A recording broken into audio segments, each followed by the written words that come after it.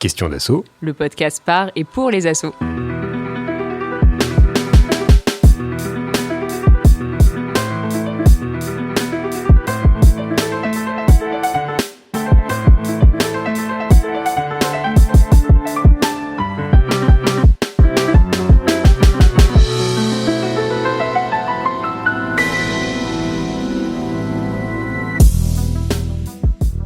Vous connaissez la rengaine. Le président prend trop de place, le CA qui n'en fait qu'à sa tête, personne ne nous écoute. Ce sont sûrement autant de signes qu'un changement de gouvernance est à envisager dans une association. Mais comment entamer un tel processus ? Qui le prend en charge ? Vers quel modèle aller ? Comment réfléchir à une nouvelle gouvernance qui corresponde aux besoins et ne pas simplement importer ce que l'on voit ailleurs ? Quelles sont les promesses de la gouvernance partagée ? Ce sont ces questions que nous vous proposons d'aborder dans ce 21e épisode de Questions d'assaut, le podcast par et pour les assos en partenariat avec la Maïf. Et une fois n'est pas coutume, pour aborder cette thématique, on reçoit Karl, que vous connaissez bien et qui a cette position d'interviewer. Mais tu vas pas parler tout seul, Karl. Tu vas parler avec Pascal. Bonjour Pascal. Bonjour. Qui d'ailleurs nous parle de Belgique. Et vous parlez tous les deux au nom de Designer Éthique. Et c'est vrai que ça fait un petit moment avec Karl qu'on se dit que ça vaudrait peut-être le coup de faire un focus sur nos assos respectifs parce que mine de rien, et le podcast n'y est pas pour rien, on a quand même évolué et on a cheminé nous-mêmes dans les structurations de nos associations. Et donc, c'était le moment de faire un petit bilan. Donc, bonjour Karl et bonjour Pascal pour nous raconter tout ça. Nous recevons également Stéphane Veiller qui nous accueille dans les locaux de Copana, mais il y a quelques travaux au-dessus. Donc, j'espère que ça s'entendra pas trop au micro, mais on fera avec, c'est les aléas du direct. Et donc, Stéphane, tu es co-gérant de la Manufacture Coopérative, qui est un collectif de recherche-action qui explore les problématiques de gouvernance, d'organisation, d'autogestion. Bref, que des sujets qui nous intéressent aujourd'hui. Chic. Salut Stéphane. Et pour animer ce podcast, j'ai moi-même le plaisir d'accompagner Ludo. Salut Ludo. Salut Yael. Cet épisode de Questions d'assaut est réalisé par Guillaume Desjardins de Synchrone TV sur une musique de Sound of Nowhere. Vous pouvez vous abonner à Questions d'assaut sur votre plateforme de podcast préférée, sur Apple Music, Spotify, Deezer, SoundCloud et Peertube. Vous pouvez également écouter ce podcast directement sur notre site web questionsdassaut.com où vous retrouverez une version textuelle de ce podcast où on est à peu près à jour. On y travaille. Elles sont faites, mais pas en ligne. Ah, j'allais dire, et grâce à l'IA, non ? Bon, ça, faut pas le dire. En tout cas, on est très heureux d'être avec vous pour ce nouvel épisode de Questions d'assaut. Installez-vous confortablement, c'est parti.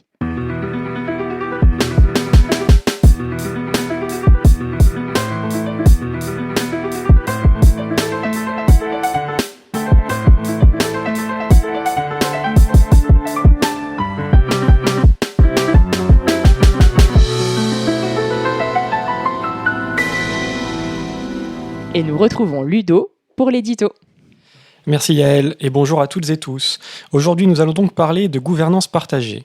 Pour certains, ce mot est synonyme d'espoir et de lendemain qui chante, pour d'autres, de fumisterie. Et pour une majorité, c'est un terme que l'on entend par-ci par-là sans en comprendre tout le sens. Du coup, je vous propose de commencer par une petite définition. La gouvernance partagée vise à réduire ou à supprimer la concentration des pouvoirs entre les mains d'un petit nombre de personnes pour les répartir parmi celles qui réalisent le travail.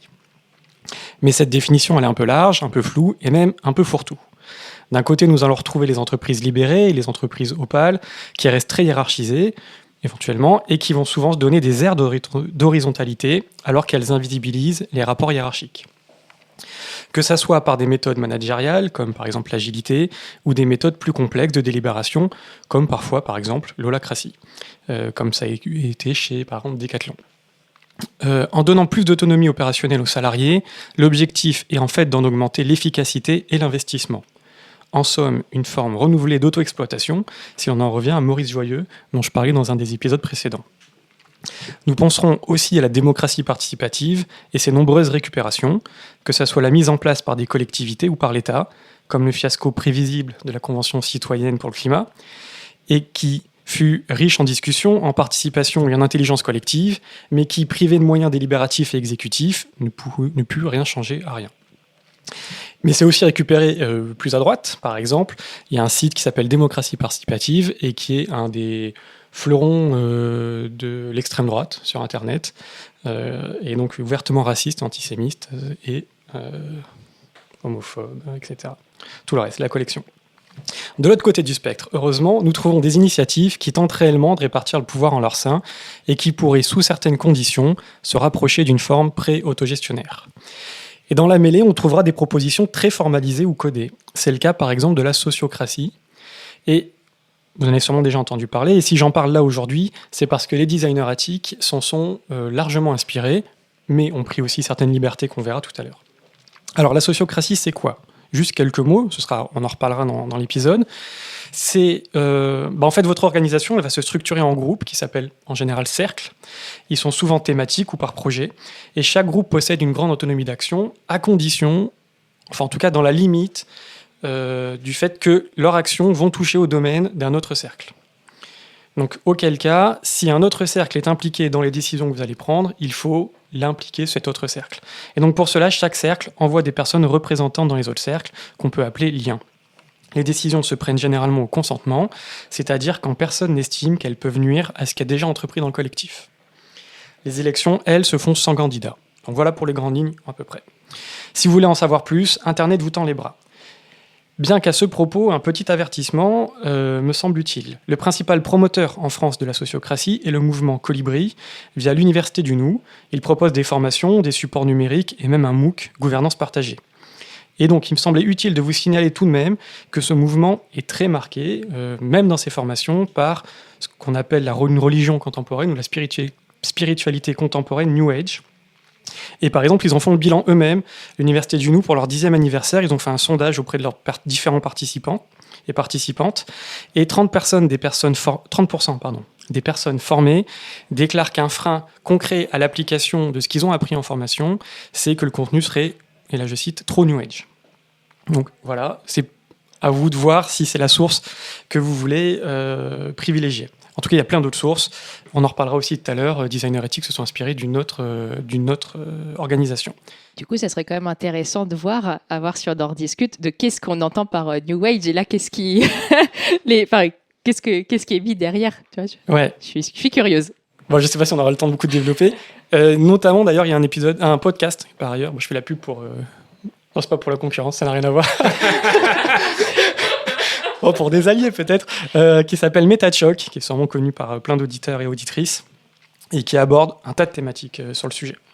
Bon, alors pour autant, peu importe, c'est pas l'Université du Nou forcément qui nous intéresse là, puisque la sociocratie a été créée par quelqu'un d'autre qui s'appelle Gérard Edinburgh bien avant, dans les années 70.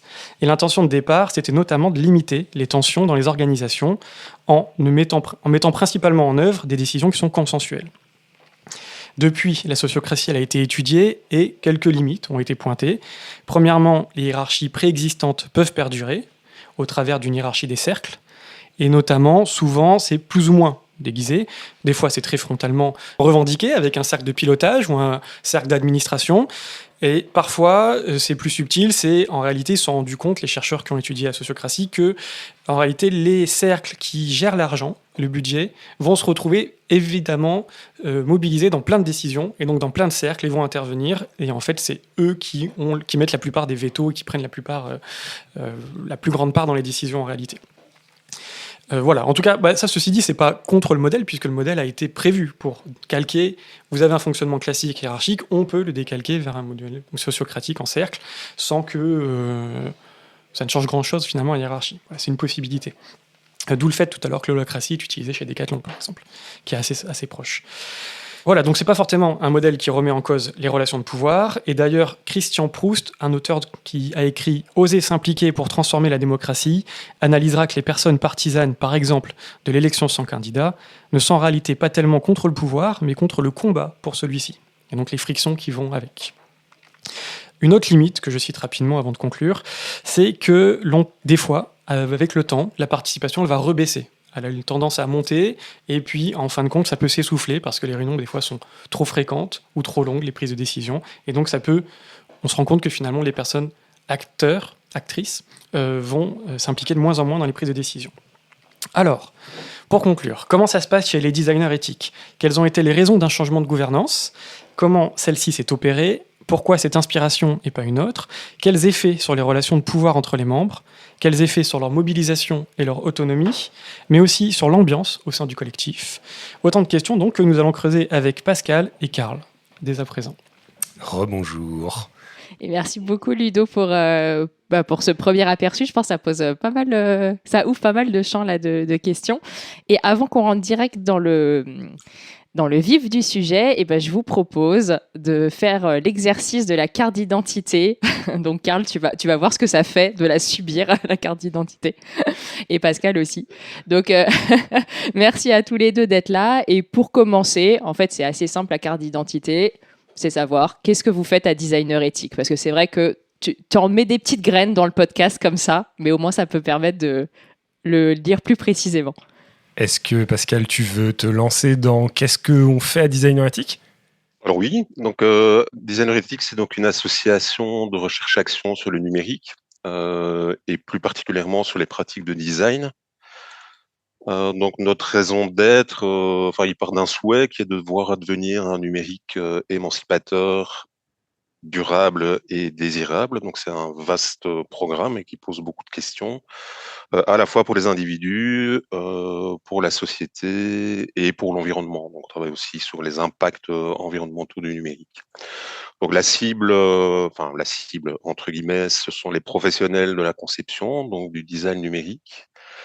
Et par rapport à ça, on dégage 4 objectifs principaux. Le premier objectif est de sensibiliser, donc de faire connaître les enjeux de la conception responsable auprès des professionnels du numérique, de faire s'interroger les professionnels sur le sujet, de les amener à développer une posture critique. Donc on a une position assez technocritique. De faire monter en compétence les professionnels dans la prise en compte de ces sujets, pour éventuellement changer les pratiques et mettre en place des stratégies intrantes par rapport aux commanditaires et les lieux où se passent les projets design, et aussi de fournir des outils ou des méthodes pour mettre en œuvre et sensibiliser sur le sujet. Nos axes de mission, donc on a 3 axes pour atteindre c'est notre objectif. Le premier axe, c'est de mener une recherche donc autour du design responsable, de la conception responsable. Le deuxième axe, d'alimenter donc les communautés autour de la conception responsable. Et le troisième axe est un axe de formation à la conception responsable. Voilà, je pense que j'ai vraiment fait le tour de ce que font des activités de designer éthique. Merci beaucoup Pascal. Donc je vois que Karl hoche la tête, donc j'imagine que la description est partagée. Ouais, partagée. Et puis en plus, c'est là où ça va être intéressant de discuter justement sur les travaux qu'on a eus ces dernières années à Designer Éthique, parce que en fait, ce que vient d'expliquer Pascal, c'est justement le résultat des 3 ans de travail, de mise en commun et de réalignement des membres de l'association pour aboutir justement à cette raison d'être et cet objectif partagé de l'association.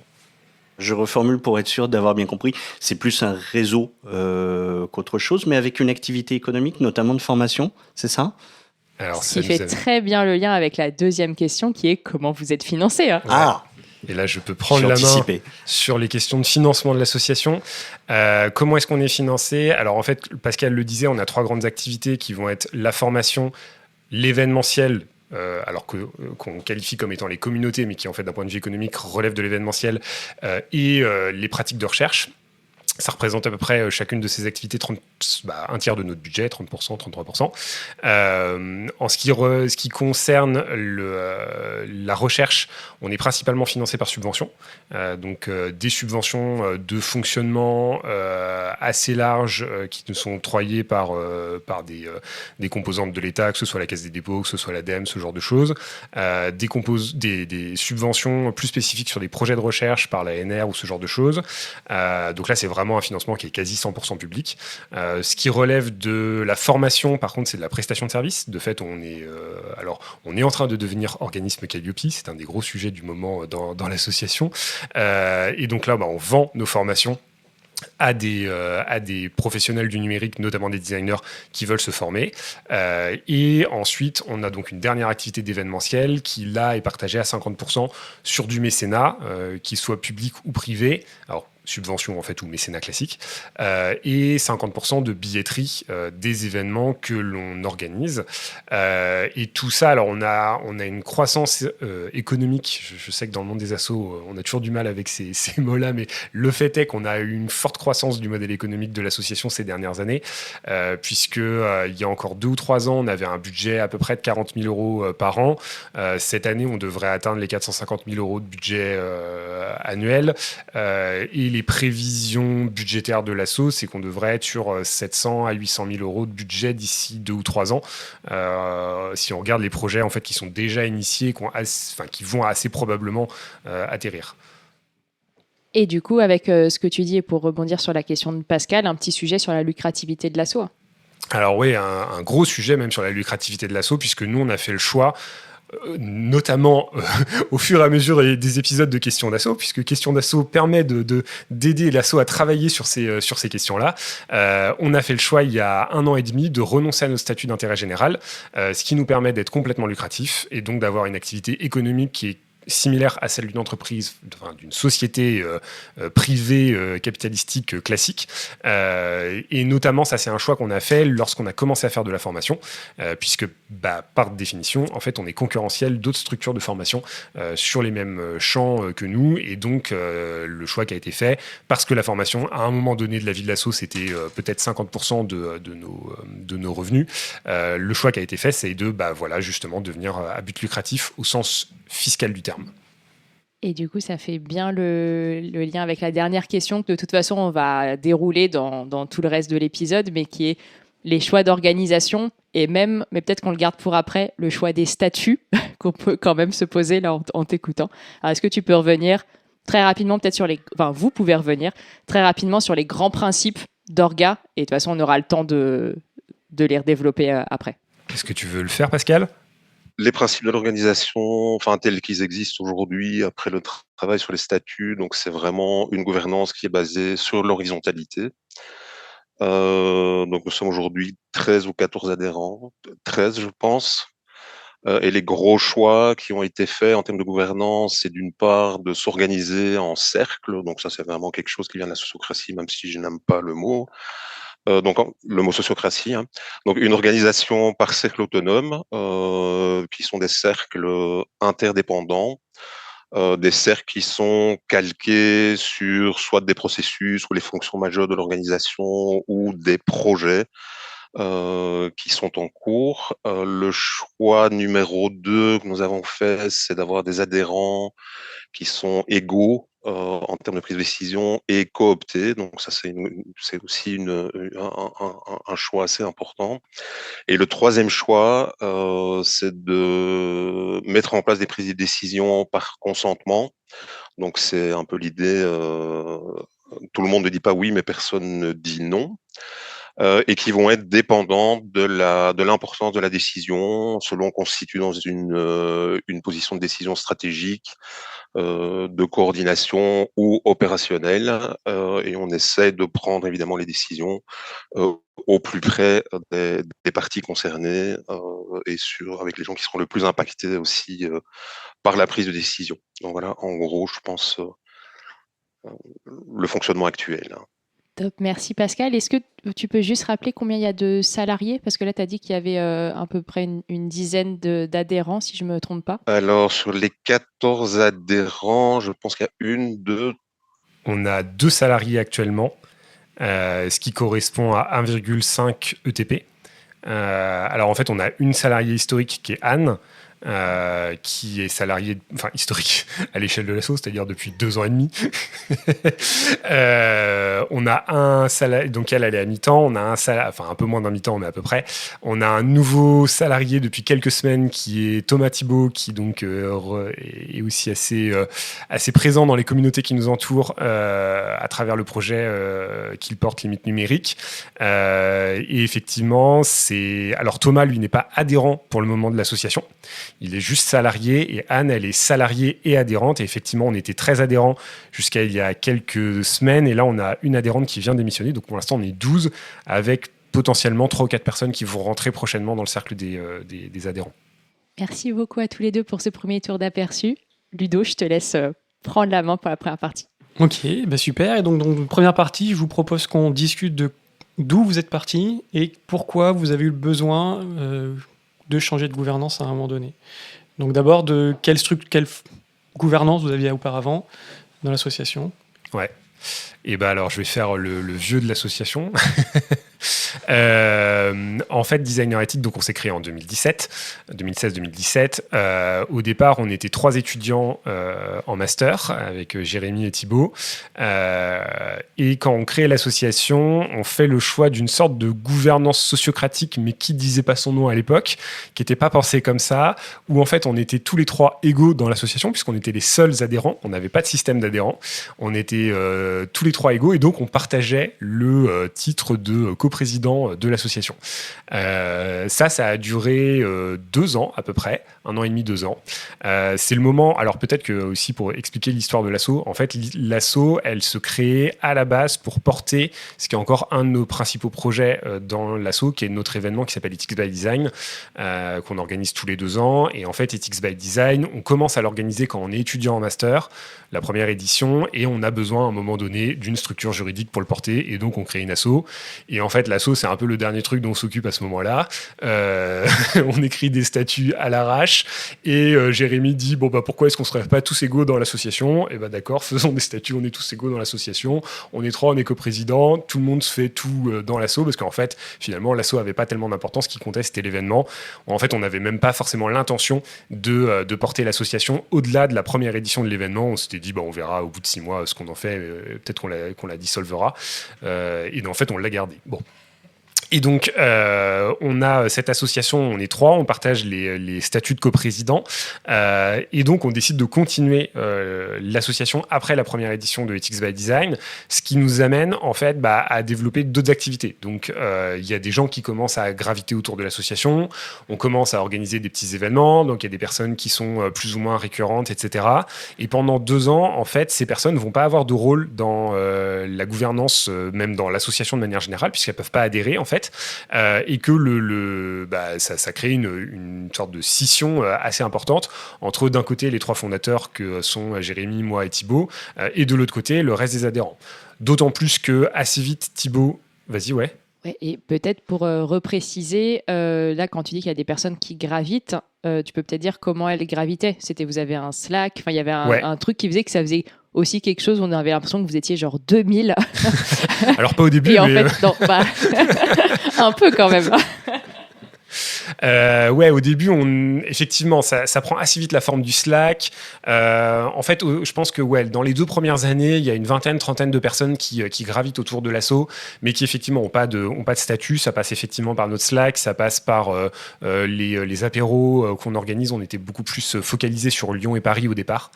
Et donc voilà. Et en fait, assez vite, ça va changer. Déjà parce que parmi les cofondateurs, Thibaut va assez vite s'éloigner de l'association pour des raisons pro. Jérémy va aussi un petit peu s'éloigner au bout d'1 an, 1 an et demi.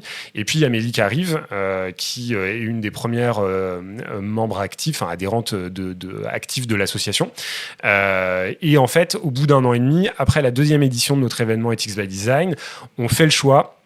Avec Jérémy, à ce moment-là, on n'est plus que 2 vrais coprésidents et donc les 2 seuls vraiment adhérents de l'association, de changer les statuts pour aller vers une gouvernance qui est beaucoup plus classique, c'est-à-dire avec un bureau, un conseil d'administration et une assemblée générale, des adhérents. Et donc, c'est à ce moment-là où on ouvre l'adhésion à l'association. Alors, dans un premier temps, il n'y a pas de conseil d'administration. Donc, en fait, il y a le bureau et des adhérents. Et dans le bureau, on fait rentrer Mélie, qui donc devient coprésidente. Et en fait, Jérémy part quasiment aussitôt après. Ce qui fait que, en fait, on est toujours 2 coprésidents dans l'association. Ouais, tu veux dire par là qu'il n'y a pas de CA, ça veut dire que le CA et le bureau sont confondus, c'est les mêmes personnes. Ouais, en fait, le CA, on l'a créé 1 an après avoir ouvert le corps des adhérents. Ok, et à chaque fois, vous avez fait des changements de statut ou c'était un peu... Okay. C'est une époque où on fait des changements de statut tous les 6 mois. Ouais, et il y a aussi peut-être quelque chose, parce que j'ai un peu suivi votre évolution depuis le temps je pense qu'on s'est connus quand tu as créé ton asso à peu près.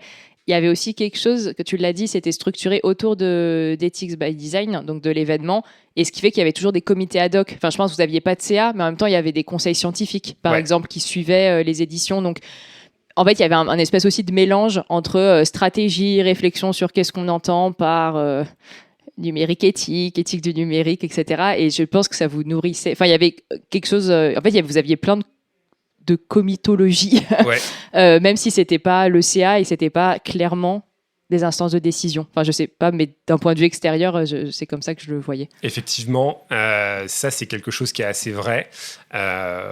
Et en fait, lorsque Jérémy part et que Mélie et moi on se retrouve tous les deux, on s'est quand même posé pendant 3-4 mois pour se dire qu'est-ce qu'on fait de l'assaut ? C'est quoi le futur de l'assaut? Et effectivement, il y avait cette question de savoir est-ce que ça reste uniquement le développement de Ethics by Design, est-ce que, le fait de porter Ethics by Design, est-ce qu'on explore d'autres thématiques, qu'est-ce qu'on fait des personnes qui sont avec nous, est-ce qu'on a une activité communautaire, d'animation de communauté, etc.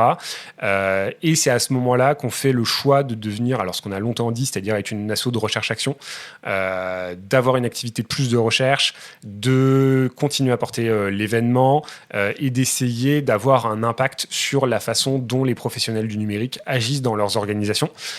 Et donc à ce moment-là, on va créer le conseil d'administration, justement. Donc là, on est 1 an après avoir ouvert le corps des adhérents.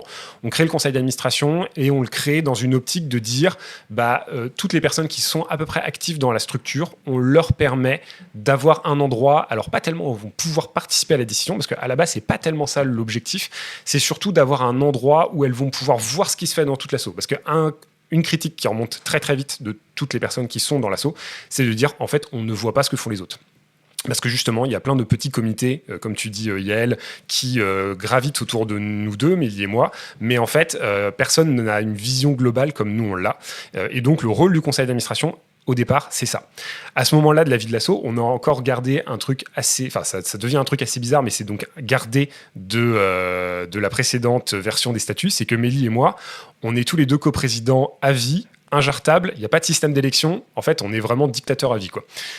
C'est un peu ce réflexe de ceux qui créent une asso, de pas vouloir se faire déposséder de l'asso, et donc tu verrouilles tout à tous les niveaux, et donc t'es un peu injartable.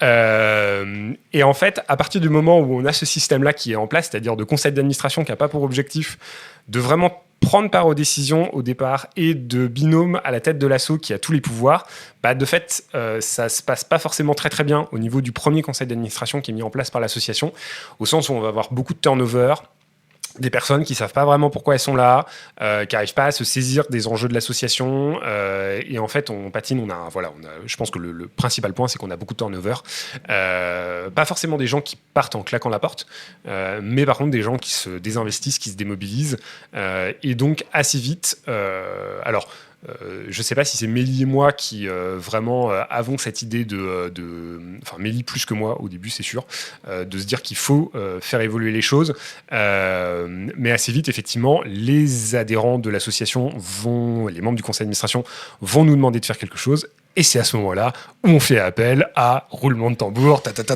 Yael. Il y a des conflits d'intérêts dans cet épisode. Vous nous dites si on vous dérange. Ouais, voilà. Puisque Yael, dans la vraie vie, en tout cas à titre professionnel et sociologue des organisations, ça tombe bien, et que donc, en fait, nous, on se pose la question de quel audit interne, quel constat est-ce qu'on peut dresser de la façon dont on fonctionne, et comment est-ce qu'on va pouvoir améliorer les choses. Et à ce moment-là, on se dit, tiens, on va demander à Yael de faire une mission sur nous. Et il y avait quand même une autre demande, parce qu'effectivement, comme tu l'as dit, je ne sais pas si j'ai le droit de le dire, mais tu étais plus réticent que Mélie, et tu étais un peu là genre, Mélie, elle me force à faire appel à des cabinets de conseil, là, et ils vont nous imposer des trucs, et en fait, comment faire le truc intelligemment pour pas que, en fait, on nous force à aller dans un modèle alors qu'on fonctionne quand même très bien. Il y avait un peu ça dans la demande initiale. De conserver une certaine maîtrise dans là où on partait. En tout cas, qu'est-ce qu'on met en place pour commencer à cheminer ensemble sans avoir l'impression d'avoir quelqu'un de complètement extérieur qui t'impose quelque chose.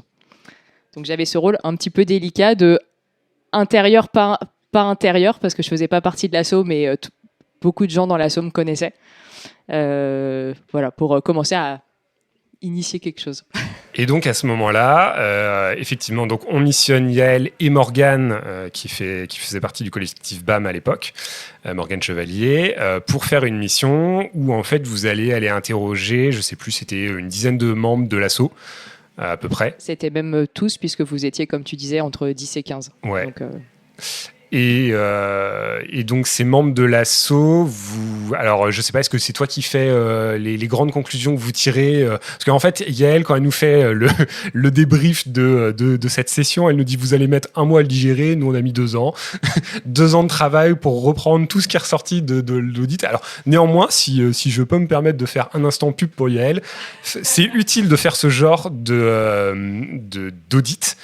et notamment de les faire tôt, avant que les conflits sortent vraiment de l'organisation, parce que je pense que ça nous a évité beaucoup de crises internes. Alors, on a eu des crises internes après, mais qu'on a mieux su gérer, parce que justement, on savait ce que les gens pensaient, on savait quels étaient les points de tension et ce sur quoi il fallait qu'on travaille. Et ça nous a permis de reprendre les choses dans le bon sens. Et peut-être pour faire un petit point là-dessus, en fait, c'était très simple la méthodologie qu'on avait mis en place. Déjà, vous étiez comme une petite équipe, parce que 10 personnes, je pense que on fait pas la même chose dans une asso qui a 500 membres ou enfin voilà. Donc là, nous, on s'était concentrés, et vous étiez à un moment, je crois que tu l'as dit, où en fait vous veniez d'ouvrir le CA, et quelque chose que tu n'as pas dit quand même, c'est qu'à l'époque vous aviez des antennes régionales. Donc ce qui complexifiait aussi ce côté opacité de, en fait, il y a des comités un peu stratégiques, où d'ailleurs, parfois, il y a des gens, je parlais des comités scientifiques qui ne sont pas dans l'assaut. Il y a le Slack où il y avait je ne sais pas combien de membres.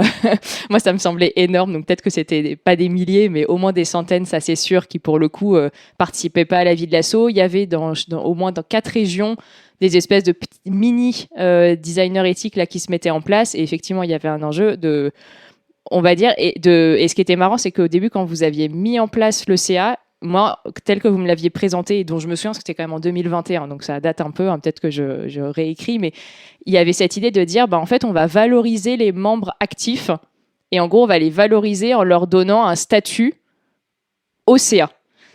Et en fait, c'était aussi un moment où vous alliez avoir des sous pour salarier votre première personne. Ouais.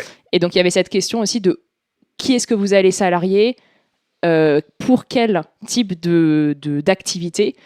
Et ce qui était intéressant, c'est que effectivement, en fait, le pari d'ouvrir le CA en disant, en fait, ça va valoriser, il y a une forme de reconnaissance. Comme tu l'as dit, en fait, ça a été contre-productif, parce que c'est pas parce que tu t'impliques dans l'asso que tu as forcément envie d'être au CA. Et puis, gérer quand toi, tu es dans l'antenne Bretagne, avoir les financements de ce qui se passe à Paris. Il y avait plein de choses qui n'étaient pas très claires sur, en fait, à quoi sert le CA. Et aussi, une forme du coup pas claire de qu'est-ce qu'est l'asso, qui fait partie de l'asso, à quoi sert l'asso, comment on veut s'engager dans l'asso. Il y avait un peu tout qui était mêlé, et qui était un peu lié aussi à beaucoup, tu l'as dit, vous étiez tous les deux quand même un peu chef maître à bord, de projection de vos problématiques, en vous disant, si nous on a ces problématiques-là, et notamment la question de la charge de travail, forcément les membres, ils vont avoir exactement la même. Et en fait, ça se jouait pas forcément de la même manière, parce que les membres, tout simplement, c'est pas la même chose que des fondateurs ou que des personnes qui dirigent l'asso, qu'ils peuvent partir plus facilement, que la question de la fidélisation est un petit peu différente, que c'est pas eux qui font les charges administratives. Enfin voilà, il y avait une forme d'engagement qui était pas le même. Vas-y Stéphane. Alors, je veux pas interrompre le fil de l'histoire, parce que c'est vachement intéressant, mais il y a une question qui me brûle les lèvres depuis tout à l'heure. J'en ai 2 même, en fait. La première, c'est pourquoi dans ce raisonnement ne pas avoir opté pour plutôt une forme coopérative. Alors je sais, je suis désolé, moi je défends toujours un peu la coopération, mais j'ai pas d'a priori là-dessus. Mais quand tu dis par exemple que c'est une association qui est lucrative, non, une association ça peut pas être lucratif par définition, quoi. Les statuts ils sont non lucratifs, et donc se transformer en une SCOP, par exemple, une coopérative de travailleurs, à partir du moment où on se dit, en effet, à l'intérieur de l'ASSOS, les adhérents, l'ASSOS a vocation à peut-être leur apporter du travail, s'ils deviennent formateurs, s'ils deviennent... voilà, donc si l'ASSOS, elle leur apporte du travail, elle fait d'eux des travailleurs, pourquoi ne pas basculer dans une formule de coopérative de travail, où là, finalement, on assume complètement la lucrativité du truc, quoi. Enfin, il n'y a plus de problème avec ça. On est là pour se fabriquer notre travail. Et puis deux, on règle aussi ce problème de décalage possible entre salariés et adhérents, puisque là, voilà, on est les adhérents quelque part sont les travailleurs, quoi. Et donc, ça ne retire absolument rien à la démarche qui a été faite, mais il y aurait peut-être une certaine logique à ça, quoi. Donc, est-ce que vous y avez pensé? Pourquoi vous l'avez écarté? Voilà. Et alors la deuxième question, pardon, je suis long, mais la deuxième question, c'est moi, ce qui me semble déterminant dans cette histoire, à un moment donné, c'est quand même le passage, c'est le fait d'avoir des salariés à un moment donné, qui, on sait quoi, dans les associations, souvent c'est le moment de bascule, quoi, parce que à partir du moment où il y a des salariés, il y a une fonction employeur, et donc la fonction employeur là, on rigole plus, quoi, il y a de la responsabilité pénale, opérationnelle au quotidien qui est quand même un peu lourde, quoi. Donc comment elle se gère chez vous? Comment est-ce que on l'a inscrite finalement dans la démarche, notamment sociocratique? Comment est-ce que gérer cette fonction employeur? Alors sur la première question qui est de la coopérative, c'est régulièrement une question. C'est-à-dire qu'on s'est régulièrement posé la question dans l'histoire de l'association de savoir est-ce qu'on doit devenir une vraie entreprise et abandonner le statut associatif ou pas. Alors, on a toujours fait le choix de ne pas y aller pour plusieurs raisons. Au sens où à chaque fois qu'on s'est posé la question, les raisons étaient un peu différentes. Au départ, on n'y est pas allé parce que, en fait, on n'avait pas les moyens, l'activité économique nécessaire pour y aller. C'est-à-dire qu'on avait une activité économique qui était trop faible pour se salarier à temps plein, etc. Et en fait, quand on voyait ce que nécessitait le minima des coopératives, ça sous-entendait des ETP qu'on n'avait absolument pas. Et donc, en fait, à ce moment-là, on ne connaissait pas trop le système des CAE, etc. Donc, on a fait le choix de rester en modèle associatif. Et puis ensuite, et en tout cas, moi, c'est un argument que je porte beaucoup au sein de l'asso, un vrai attachement au modèle associatif et à ce qu'il transcrit.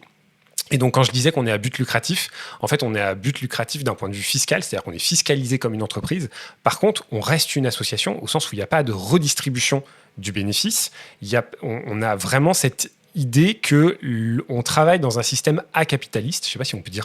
Parce qu'on n'est pas vraiment anticapitaliste, on ne lutte pas contre le capitalisme, mais on n'est pas capitalistique au sein de l'association. Et donc, en fait, comme Framasoft a développé, moi je me suis beaucoup, je ne sais pas si on peut dire inspiré, mais en tout cas fait influencer par le discours de Framasoft sur l'intérêt de défendre le fait associatif, le monde associatif, même quand on a un modèle d'entrepreneuriat associatif. En fait, on est beaucoup resté là-dessus et c'est pour ça qu'on est resté jusqu'à aujourd'hui une association. Même si aujourd'hui, notre modèle nous permettrait d'évoluer assez facilement vers une SCIC, en fait. Peut-être que c'est un choix qu'on fera un jour quand notre activité économique sera très conséquente, mais en tout cas, c'est un choix qu'on n'a jamais dépassé aujourd'hui. Ouais, pour la SCIC, ceci dit, il y aura la même difficulté entre salariés et adhérents. Enfin, il y a différents... Donc, ce sera sûrement pareil qu'une asso. Ouais. Mais ceci dit, est-ce que vous gardez une partie... Est-ce que vous avez sectorisé votre activité? Parce qu'il y a des parties peut-être non lucratives, comme le festival peut-être? Ouais, alors c'est... justement non, puisqu'en fait on vend de la billetterie, et qu'en fait à partir du moment où tu as de la billetterie, tu es concurrentiel d'événements qui pourraient... En fait c'est assez compliqué. Hein. Enfin, finalement, ce qu'on dit à Question d'Asso sur le fait qu'il y a cette injonction paradoxale des associations à devoir être d'intérêt général, à porter une activité, mais qu'en fait on ne nous subventionne pas et on nous pousse à développer une activité économique, en fait nous c'est ce qui clairement nous a amené à devenir lucratif. C'est-à-dire qu'en fait il y a un moment où quand tu fais de la billetterie pour tes événements, parce que tu peux pas avoir des subventions publiques pour tout payer, en fait de fait tu deviens lucratif. Et ça c'est un vrai... En fait on a été d'une certaine manière obligé d'en passer par là, parce qu'à un moment on était complètement bloqué. On se revendiquait d'intérêt général et on pense toujours qu'on a une activité qui est d'intérêt général, mais le fait est c'est que fiscalement ça rentre pas du tout dans les clous de ce qui est attendu. Stéphane, tu voulais juste 10 secondes pour lever un malentendu. Mais ça me fait dire qu'il faudra peut-être faire une émission un jour là-dessus. Non, une coopérative n'est pas plus capitaliste ou moins acapitaliste qu'une association. Hein. C'est exactement pareil. On pourrait presque dire qu'une coopérative, c'est une association qui assume une dimension commerciale. Mais voilà. Donc, mais il faudra qu'on en reparle. Avec plaisir. Et moi, cette question de statut, mais après, peut-être que Pascal pourra aussi donner, lui, sa vision des choses. Moi, au départ, je me souviens quand on a commencé à faire là, ce petit diagnostic interne, moi, je me demandais, mais en fait, pourquoi pas un syndicat ? Parce que il y a quand même, vous avez une dimension professionnelle qui est quand même, enfin, je veux dire, vos membres, c'est pas n'importe qui, ce sont des professionnels. Et ce côté de faire valoir la conception numérique, enfin, il y avait quand même un côté un peu déjà de faire connaître qu'est-ce que c'était comme activité. Et il y avait un peu de défense d'intérêt que finalement, en fait, vous avez jamais assumé. Donc, je me dis, c'est moi qui avait envie que ça rentrait dans votre modèle et en fait, non. Mais oui, du coup, c'est intéressant aussi de voir le choix que vous avez fait sur la recherche. Et du coup, sans écarter la question du salariat sur laquelle on reviendra, si tu veux bien. Après, une fois qu'ils justement, ils auront un peu plus expliqué comment ils ont, vers quoi ils sont allés et comment, pourquoi. Ensuite, on verra effectivement comment vous avez géré cette histoire de salariat et comment peut-être déjà c'est dans votre processus de changement de gouvernance, ça a eu un impact ou pas. Du coup, justement, comment vous avez fait le choix de telle ou telle gouvernance ensuite et comment ça s'est passé ce processus, ces 2 années donc de transformation. Alors avant de passer la main à Pascal sur comment justement on a fait le travail de gouvernance, peut-être juste finir sur cette partie d'historique. Donc en fait, voilà, 1 an après avoir créé le CA, on appelle Yael au secours. Ça donne lieu à une restitution du travail avec tous les membres de l'asso pendant un week-end associatif qui était le premier qu'on a organisé. Il y a un point qu'on n'a pas cité. Alors voilà, Pascal là est à distance pendant l'enregistrement parce que Pascal est en Belgique. Moi, je suis basé à Nantes. En fait, on est dispatché dans toute la France et au-delà. Et donc, en fait, on ne se voit jamais. On travaille tout le temps en visio. Et donc, en 2021, au moment où il y a cette restitution du travail de Yael, on fait ce qu'on a introduit depuis, c'est-à-dire qu'on a notre premier moment où on se voit physiquement, ce qui va aussi changer pas mal de choses dans la façon dont on mène l'asso. Et depuis, ça, c'est un truc qu'on a institué, c'est qu'on se voit 2 fois par an. Il y a 2 week-ends par an qui sont organisés pour réunir les membres de toute la France et de la Belgique. Et donc voilà, donc c'est le premier week-end. Et à partir de là, on va initier, alors on va déjà mettre un peu de temps à digérer ce que nous dit Yael. Et à partir de ça, on initie un travail qui vise à dire, enfin, en tout cas, moi, j'étais assez opposé à ça. Notamment, c'est quelque chose que demandait assez fortement un autre membre de l'association, Raphaël, qui était de réécrire les statuts. Moi, j'étais assez opposé à l'idée de réécrire tout de suite les statuts, parce que j'étais à peu près persuadé que si on se lançait après ce que nous avait ressorti Yael et Morgane, direct dans une réécriture des statuts, on partait un peu dans le mur, parce qu'en fait, on n'était pas au clair sur qui on était, qu'est-ce qu'on voulait faire, où on allait. Et donc, on se lance d'abord dans un travail, et Pascal n'est pas encore là à ce moment-là, dans un travail de reclarification de la raison d'être de l'asso. Et donc, ce qu'a dit tout à l'heure Pascal sur la présentation de l'asso, c'est vraiment ce qui ressort de ça. C'est-à-dire que là, on passe 2 ans à travailler sur c'est quoi ce qu'on cherche, voire à devenir pour le numérique et pour les professionnels du numérique, quels objectifs on se donne vis-à-vis de ça, qui on cible, comment on le cible, et comment est-ce que ensuite on va atteindre nos objectifs, avec quels moyens et quelles actions on se donne. Et donc c'est vraiment ce qui découle de tout ce que a dit Pascal dans l'intro de l'asso. Et une fois qu'on est au clair sur ça, donc ça nous prend à peu près 2 ans, et là, on se pose la question de « Ok, maintenant on est tous alignés », et ça c'est un truc qui a été, je pense, assez important dans la suite de l'histoire, c'est que finalement, à partir de ce moment-là, on commence à avoir arrêter un peu l'hémorragie des membres de l'asso, même si on a 2 membres qui claquent la porte de l'asso pour des raisons partiellement liées à ça, partiellement liées, enfin à la fois sur ce qu'on fait comme typologie d'action dans l'asso, c'est-à-dire les thématiques qu'on adresse et à la fois la manière dont on l'adresse en termes de gouvernance interne. Donc on a 2 membres qui claquent la porte et après ça on arrête l'hémorragie. Les membres vont vraiment rester beaucoup plus longtemps et on a de nouveaux membres qui commencent à arriver et c'est là où on se pose la question de ok, maintenant comment est-ce qu'on va réécrire les statuts? Et je rajoute une dernière dimension avant de vous laisser reprendre la main. Effectivement, pour rebondir sur ce que tu disais Stéphane, un des enjeux qui va apparaître, c'est la problématique de la gestion des salariés qui sont là, je ne vais pas dire à temps plein parce que Anne n'est pas là à temps plein, mais à mi-temps. Et puis il y a d'autres personnes dans l'asso, je pense à Aurélie qui est freelance pour l'asso mais qui bosse à mi-temps aussi pour l'asso. Moi, je bosse aussi à mi-temps pour l'asso, enfin l'équivalent d'un mi-temps pour l'asso. Et en fait, à ce moment-là, ce qui va se passer, c'est qu'on commence à avoir un gap entre les personnes qui travaillent vraiment énormément pour l'asso, qui sont vraiment focalisées sur la partie de professionnalisation, et les personnes qui sont bénévoles et qui consacrent 1-2 heures par mois pour organiser un meet-up, pour animer une antenne. Alors des fois, c'est quand même évidemment plus que ça, mais en fait, il y a un gap qui va commencer à se créer sur la durée d'engagement et la profondeur de l'engagement pour l'asso. Et ça, c'était aussi un gros sujet des statuts, en fait. Je reviens juste sur effectivement le côté hémorragie, et ça c'était, je trouve que c'est assez intéressant, surtout qu'après, et là je veux bien que vous nous représentiez un peu, voilà, un peu le modèle choisi, ou peut-être vos petits tâtonnements. Et là, ce sera peut-être plus Pascal aussi qui pourra reprendre la main là-dessus.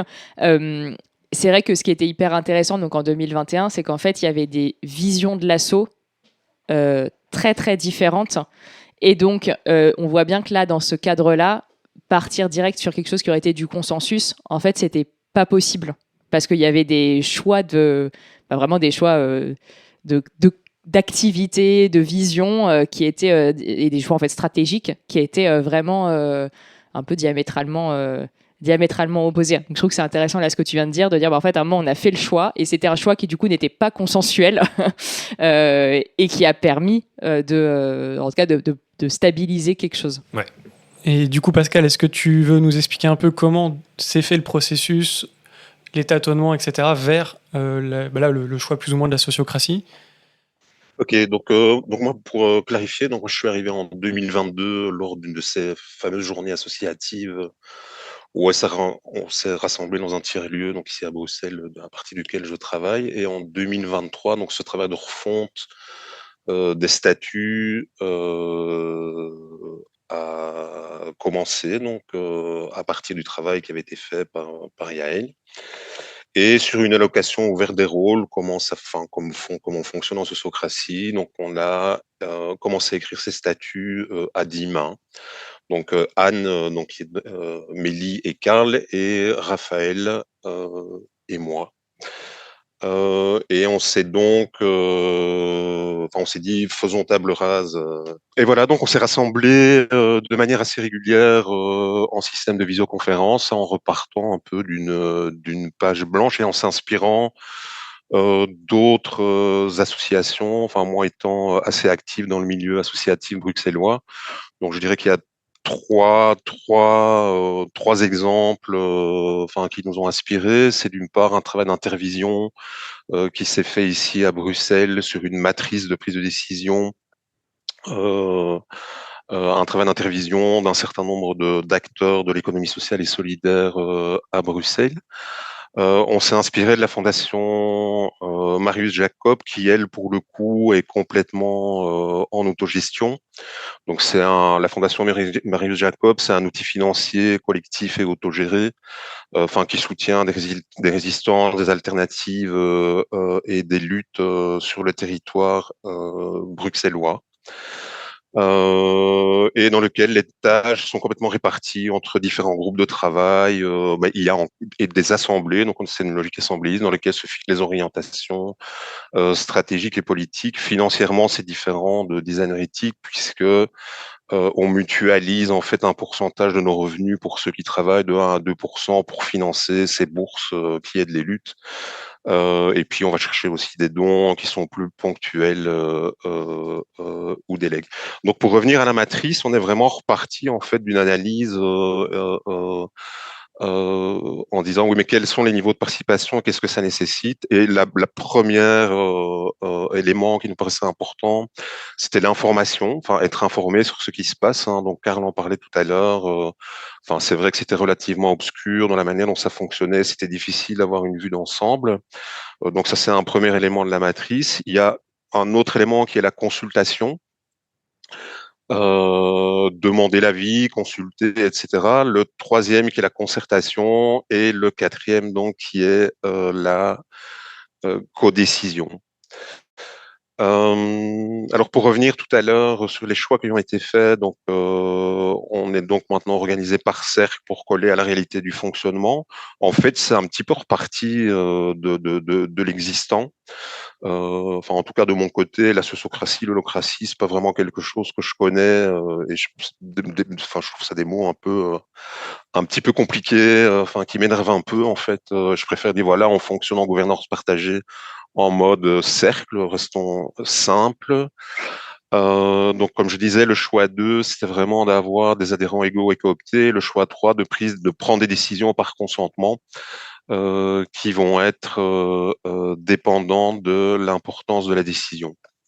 Alors, le premier choix, cette organisation par cercle, évidemment, ça nous permet, enfin, ça permet, enfin, on l'expérimente encore, hein, donc c'est assez nouveau pour nous et enfin, on va s'alimenter de l'expérience. Et il faut savoir que ces statuts ne sont pas figés, donc je pense que c'est quelque chose qu'on doit pouvoir, enfin, re-questionner en permanence en fonction de nos vécus et aussi de nos situations, puisqu'on est répartis de manière assez territoriale et que la réalité de la Belgique n'est pas celle de la France.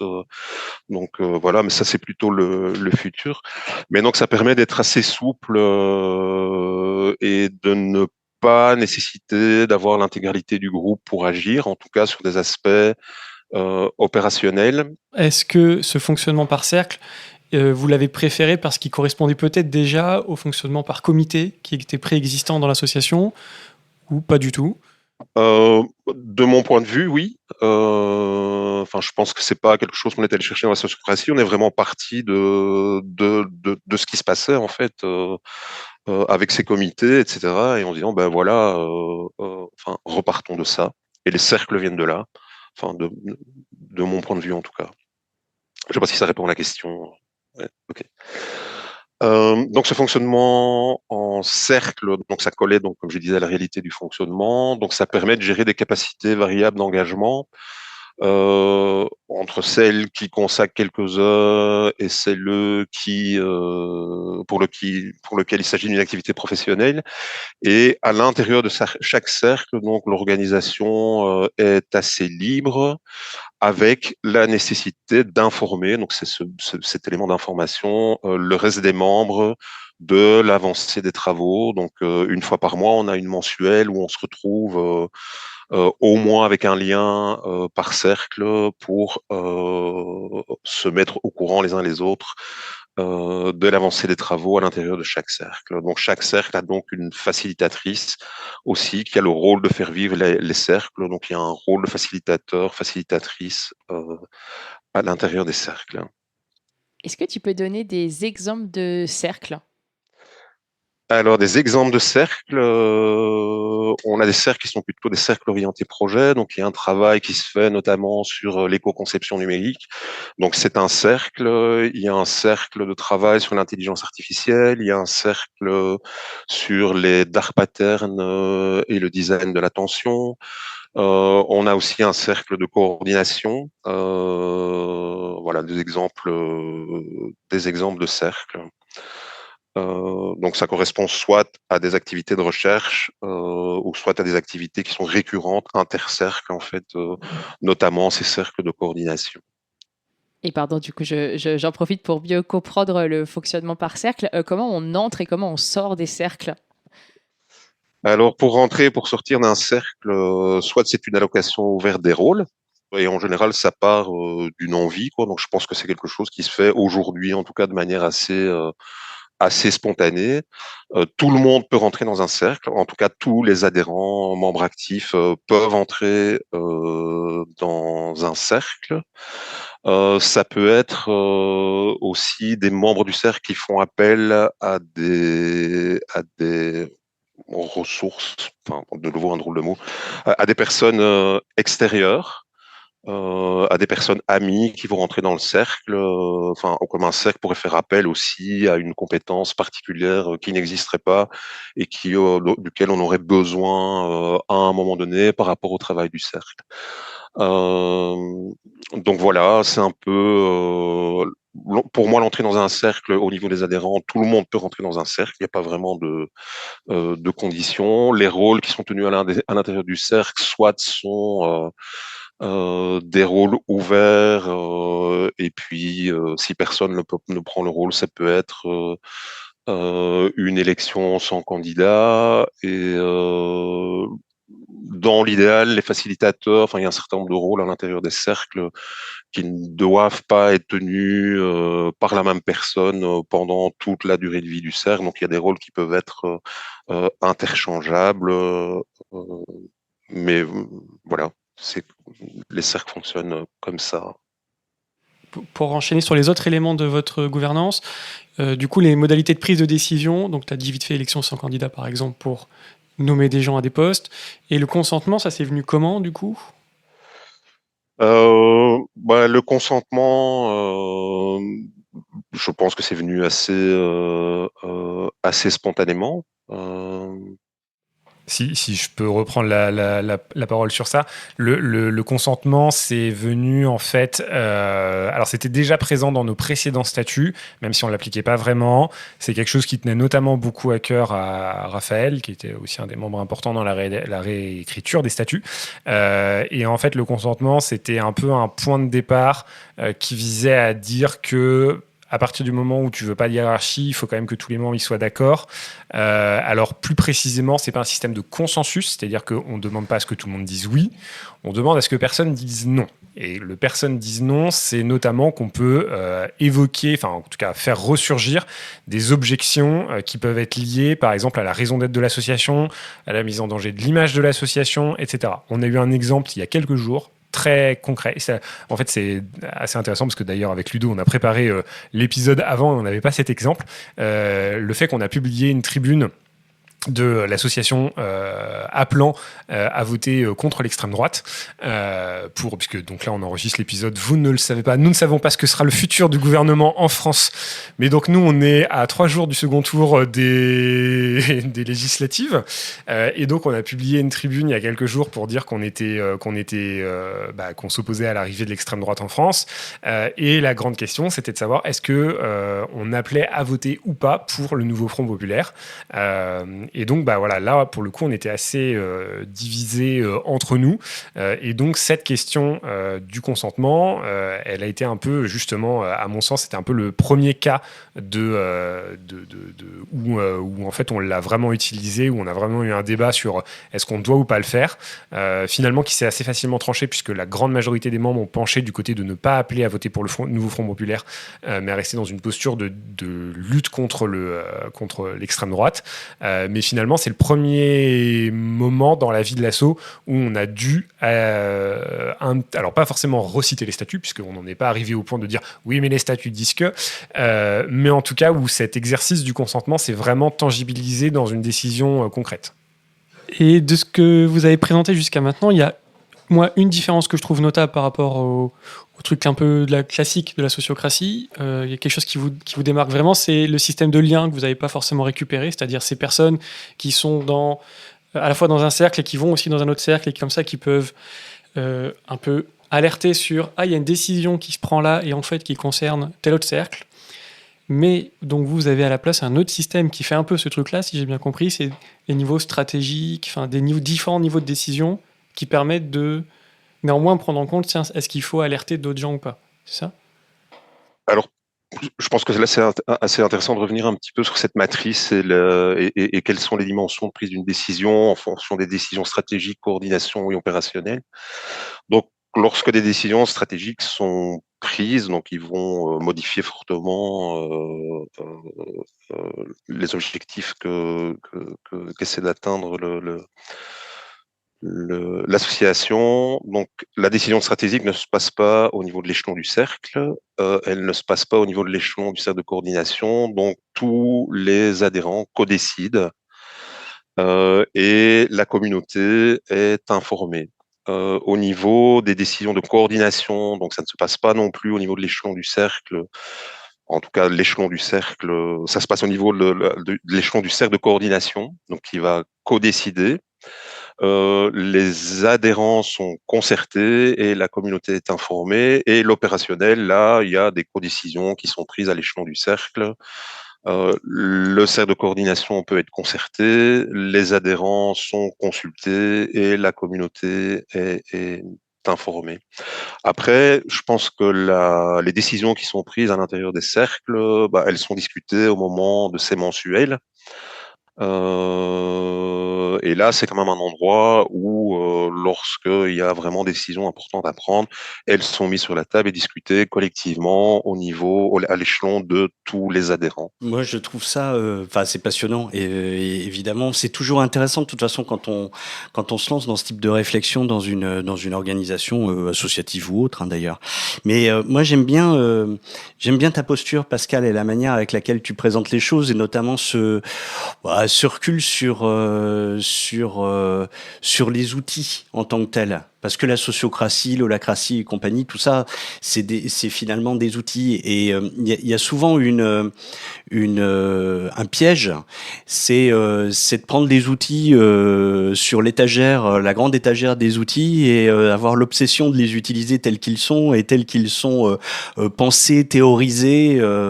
Voilà. Et parfois, ils sont extrêmement complexes. L'holacratie, par exemple, c'est extrêmement complexe. Et si on ne fait pas ce petit pas de côté consistant à dire oui, on y pioche des choses intéressantes là-dedans, mais on n'est pas obligé de reprendre tout, et en tout cas on fabrique notre propre outil en fait, parce que on est unique dans le paysage. On peut se faire piéger aussi par la force de ces outils-là. Moi, j'ai vu des organisations qui se perdaient à essayer d'appliquer à la lettre des sortes de théories d'utilisation de trucs managériaux, etc. Plus c'est complexe, plus il y a de consultants derrière qui vendent un décryptage de la complexité. Je pense qu'il faut avoir ça en tête, en fait. Donc, et en réalité, ce que vous dites, c'est finalement extrêmement simple. Moi, j'aime bien un auteur qui s'appelle François Rousseau, qui a travaillé pendant très longtemps à la Fédération Léo Lagrange, et qui est un des seuls finalement dans le monde associatif à avoir un petit peu théorisé et réfléchi à la manière avec laquelle on articulait gestion de l'organisation et militance. Et il est vachement intéressant, François, là-dessus. Et ce qu'il dit, c'est qu'on a évidemment besoin de s'inventer des outils de gestion du sens dans les organisations. Donc, par exemple, rediscuter des statuts, c'est un outil de gestion du sens. Mais à la limite, on s'en fout finalement de la manière avec laquelle on les écrit, les statuts. C'est-à-dire que les statuts, on les mobilise quand il y a un gros clash. En réalité, c'est pas ça qui fait fonctionner l'organisation au quotidien. Par contre, se dire, on va mettre en place on va discuter, on va se mettre dans un processus de réflexion autour d'une rénovation des statuts, et ça va peut-être prendre 2 ans. C'est ça qui est important en fait dans l'histoire. C'est le chemin qui est plus important que la destination elle-même. Et donc ça montre l'importance de la délibération en fait dans ces moments-là. Pardon, je prends la parole un peu longtemps, mais je continue là-dessus. Une chose par exemple fondamentale que vous avez finalement mis en place presque par hasard, mais c'est ces réunions physiques tous les 6 mois.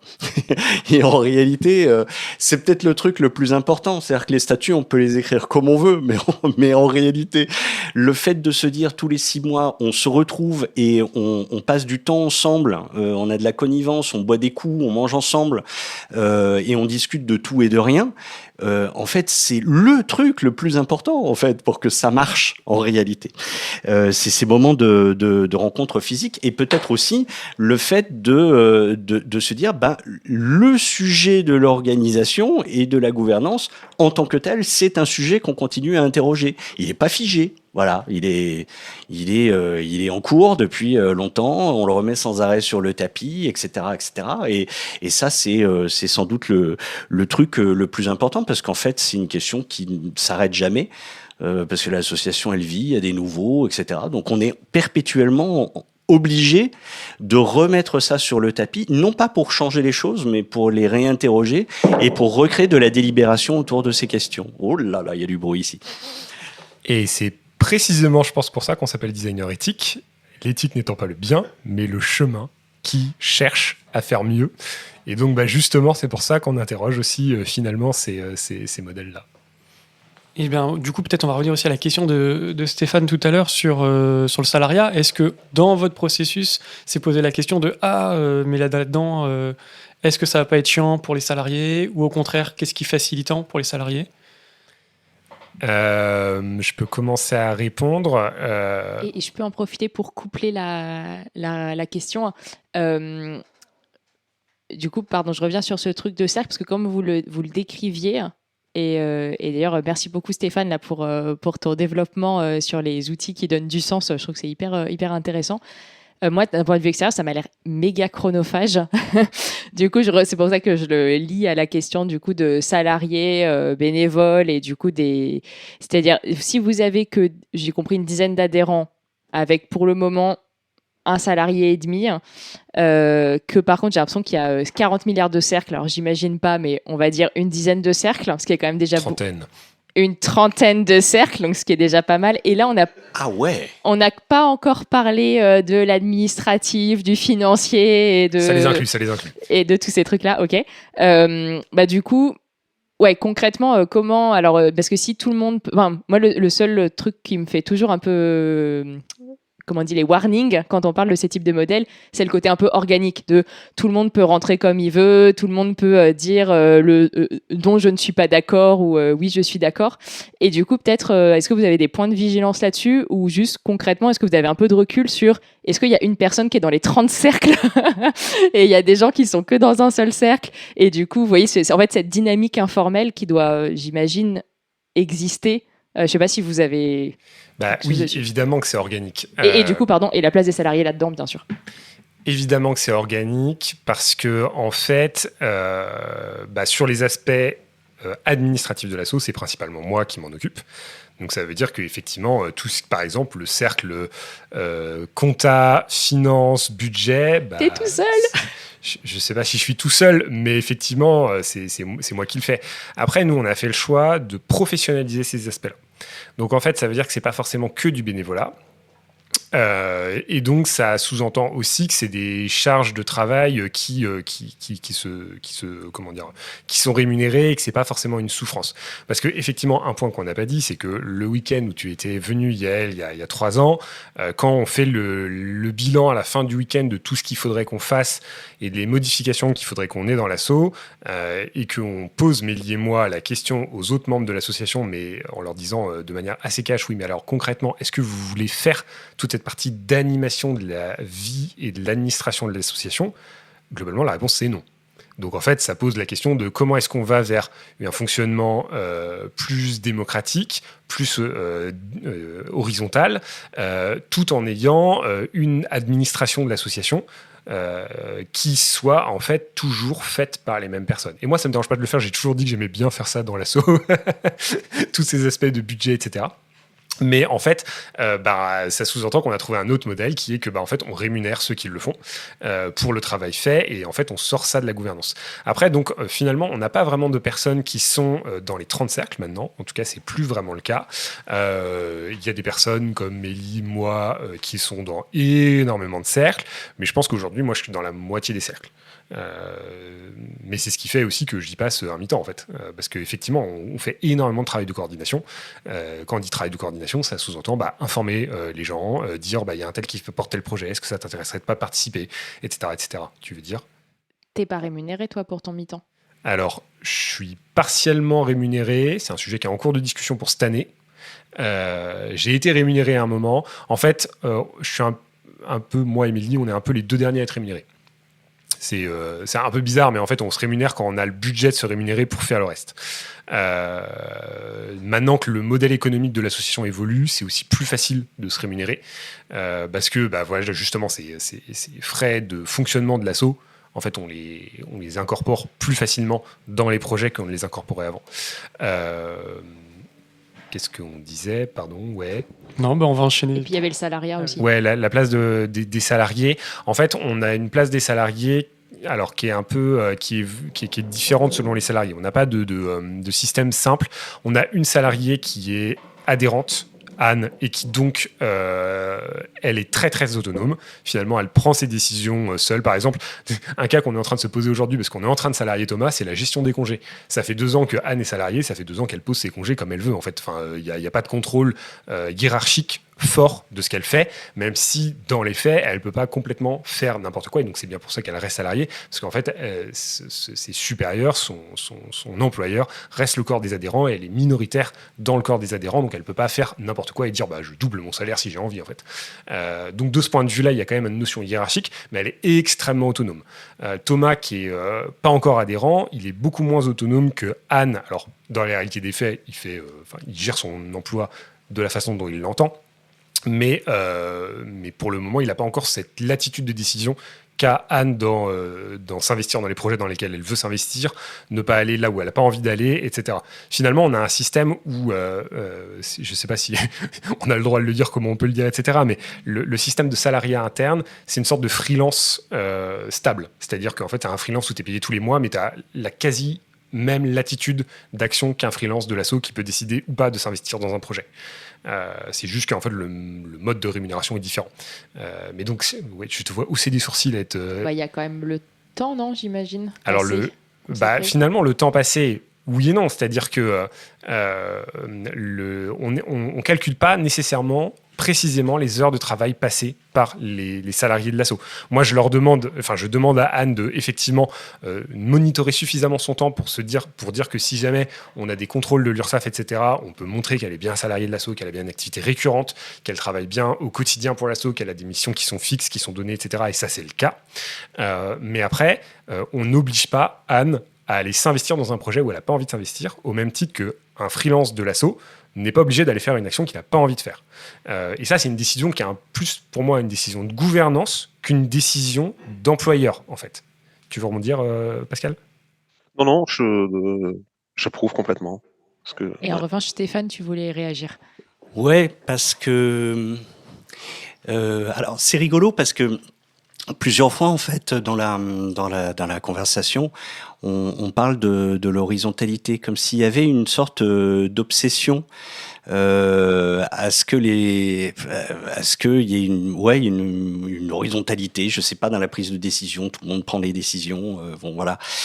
Et par contre, quand tu commences à parler du travail d'Anne, tu utilises, je sais pas si c'est un lapsus révélateur, et tu dis, elle a des supérieurs. Et en réalité, moi, alors, pardon, je fais l'avocat du diable, mais je me dis, tiens, c'est intéressant parce qu'en réalité, je crois qu'on intervertit la problématique de l'horizontalité là-dessus. Qu'à l'intérieur d'une association, il y ait des gens qui prennent davantage part au projet, qui soient davantage investis, qui prennent soin de l'organisation beaucoup plus que d'autres, etc. Mais ça pose aucun problème. Enfin, je veux dire, c'est comme ça que ça se passe, quoi. Qu'il y ait une forme de hiérarchie à un moment donné, ça pose pas de problème non plus. En réalité, c'est comment elle est pensée. Tu sais, enfin, moi, j'ai un vieil associé ici à Copenhague qui s'appelle Joseph, qui prend toujours l'exemple des pompiers.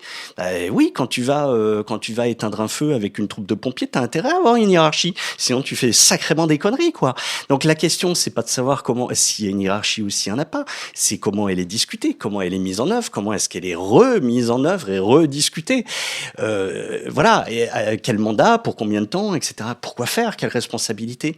Donc en réalité, qu'il y ait une non-horizontalité finalement dans la communauté des personnes de l'association, c'est pas vraiment un problème. À partir du moment où en effet, on interroge le pouvoir. On interroge le pouvoir régulièrement, on délibère régulièrement là-dessus, on a bien conscience de où se trouve le pouvoir et où il ne se trouve pas. Peut-être que le fait que tu sois seul à tenir la comptabilité, la gestion, etc., te donne un pouvoir qui est absolument exorbitant dans le truc. Voilà.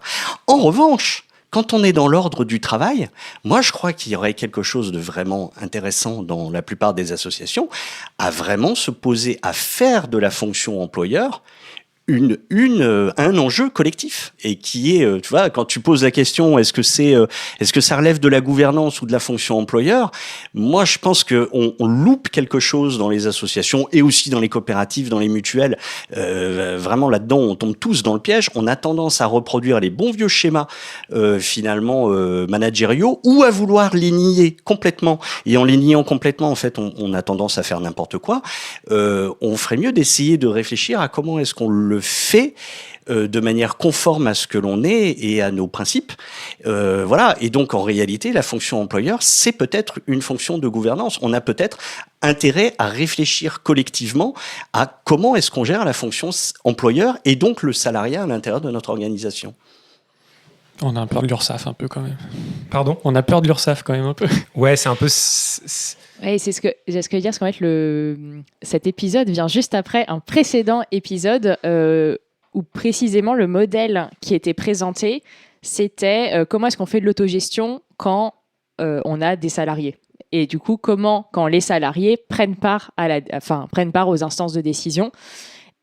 Et en fait, toutes les limites qu'on a vues, bon, alors, effectivement, la première, elle est fiscale. Et là, dans ce cas-là, ça posait pas trop de problèmes parce que c'était une association qui recevait des subventions et qui, quand elle dépensait pas tout, rendait l'argent. Donc, il y a un côté on est vraiment très, très désintéressé. Et en fait, le point de ce qu'on a compris qui un peu provoquait des tensions, en fait, c'était la question de la subordination. Parce que si, du coup, les salariés, en fait, c'est elles qui étaient dans les instances de décision, et ben, si on devait licencier quelqu'un, par exemple, comment ça se passe et voilà, et comment en fait on gère. Et c'est sûr que autogestion et subordination, ça rime pas très bien ensemble, quoi. Et de ce point de vue-là, en tout cas moi, les points auxquels je suis vigilant quand on monte les contrats, c'est notamment la qualification du contrat. C'est-à-dire, par exemple, Anne, elle est en CDI, mais à un moment, elle était, comme Mélie et moi, on l'a été aussi, mandataire social. Et en fait, elle était mandataire sociale parce que justement, elle était extrêmement libre de faire tout ce qu'elle voulait. Mais sauf que comme elle est mandataire sociale, elle cotise pas au chômage, elle cotise pas. Enfin, tu vois, t'as plein de systèmes auxquels elle échappe. Et donc, on a fait le choix justement de la repasser en CDI parce qu'en plus, ça nous coûtait moins cher en termes de salariat et aussi pour qu'elle soit plus protégée au titre de ses avantages sociaux. Et en fait, ça, c'est effectivement, je rejoins complètement ce que tu dis. En fait, je suis complètement d'accord avec toi, Stéphane. Et effectivement, comme le dit Ludo, notre seule crainte, c'est l'URSSAF.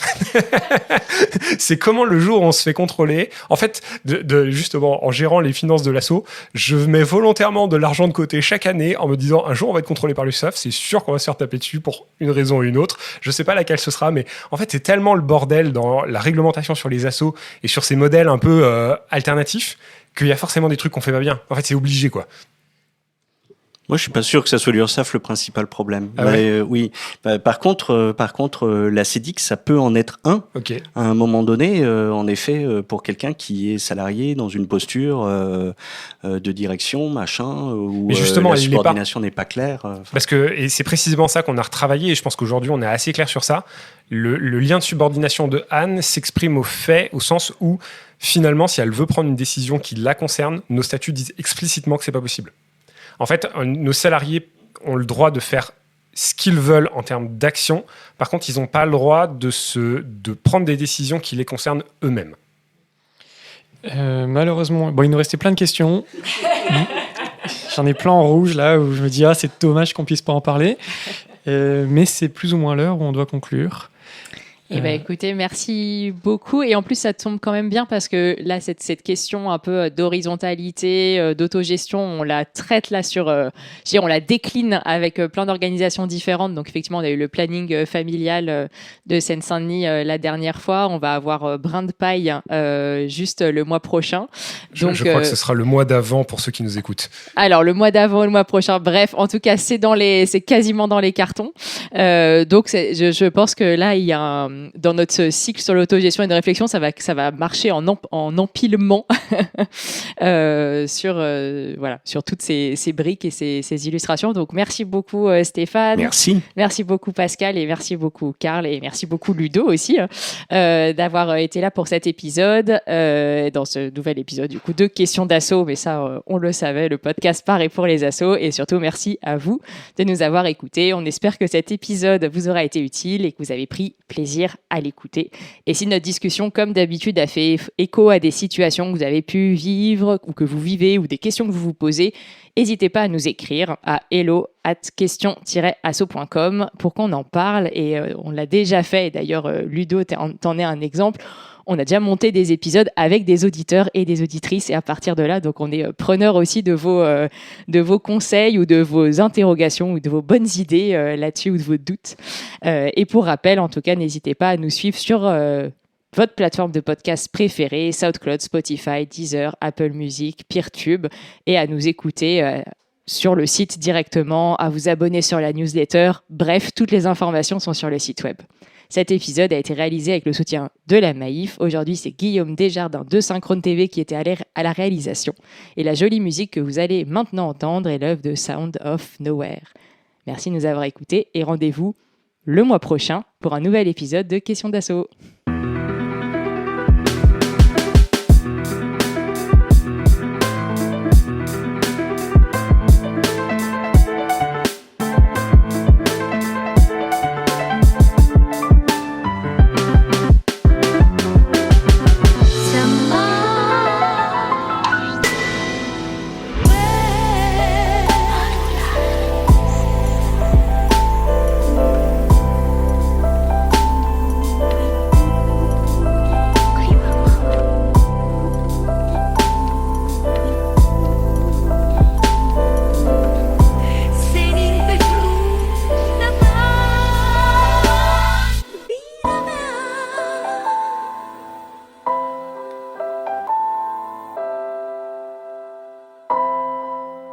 Questions d'Asso. Le podcast par et pour les assos.